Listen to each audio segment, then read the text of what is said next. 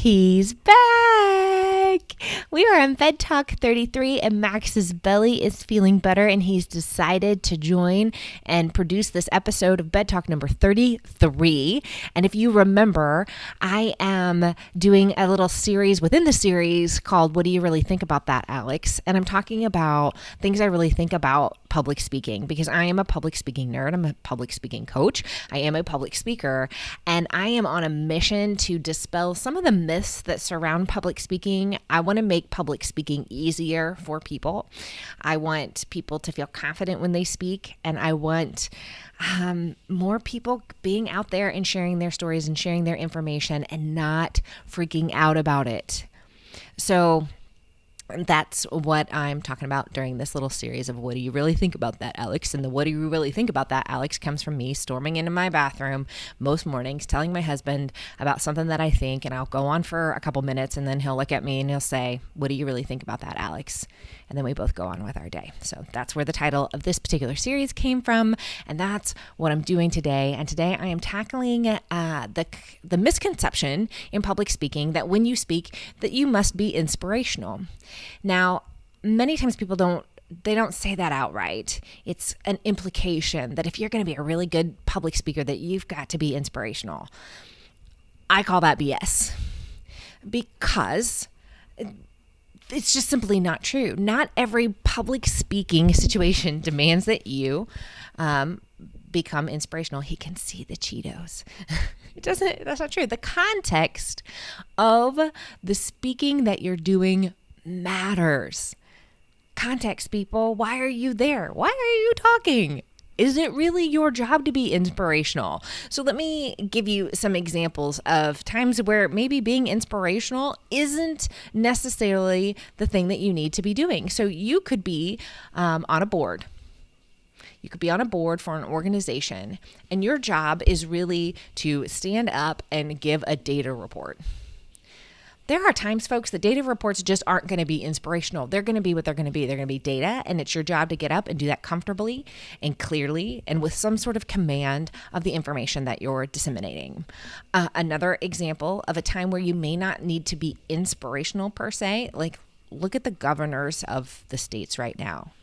Yes, they want to inspire hope, but they also, in many contexts, have to stand up, say what they need to say, and do it clearly and concisely. Like they need to give a direct order, shelter in place. I'm not here to motivate you. I'm not here to inspire you. I'm here to tell you that you've got to get this done or people are going to die. I don't know, maybe that is inspiration, but I don't call it inspiration. Not the way I define inspiration anyway. Another example might be on a panel. So if you are asked to be a part of a panel and you've got to answer questions that are top of mind for the audience, those answers may or may not be inspirational, and you may or may not want to try to be inspirational when you answer them. Sometimes you just got to give the facts, people. Sometimes there isn't some big elaborate story or big elaborate production that you need to do in order to stand up and speak. And what I find is that when people do get in that mindset of, oh, I've got to be inspirational, they show up as weird. Like, think about this for a second. When you get in that mind trap of every time I speak, I've got to be inspirational, you're going to do a couple of things, probably. So you're going to show up with a bunch of unnecessary details and information because you're building a case for an argument to inspire somebody that doesn't really exist. That doesn't make any sense. Your tone and your style are not going to match because the tone and a style of an inspirational speaker are not the same as someone who's standing up to give a data report.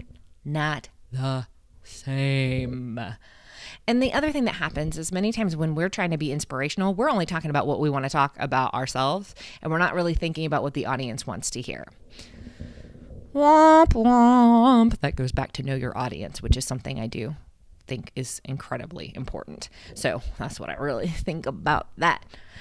So what do I really think about? You've got to be inspirational when you speak in public. Not necessarily true. You need to know the context, and then you need to ask yourself the question, What am I there to say? Hi, Max. He said, oh my God, I'm there to say it's almost 5 minutes and I need Cheetos. What am I there to say? And then work on how you're going to say it. Sometimes you just got to get up, say your piece, and sit down. Okay. That's what I really think about. You got to be inspirational when you speak in public. Okay. Thanks for hanging in there with me until the end. It is now time for dogs eating Cheetos. He hasn't had a Cheeto since Friday, since we made you sick. I made him sick. I broke my dog. I loved him with too much food. That's what I did. I loved him with too much food. And now we're working on portion control. So do you see that? There's a Cheeto for him. Actually, there's 2 Cheetos for him, and there's a Cheeto for Mom. All right. I hope you have a fantastic day. If you've got a public speaking question that you would like for me to answer, like what do you really think about that? What do you really think about that, Alex? Drop it in the comments below and I will answer for you. I'm wearing a Shop Indie t-shirt today. I bought like 3 of these. So that's who I'm supporting. And I'm going to give my dude this Cheeto because he really wants it. All right. I'll see you guys later.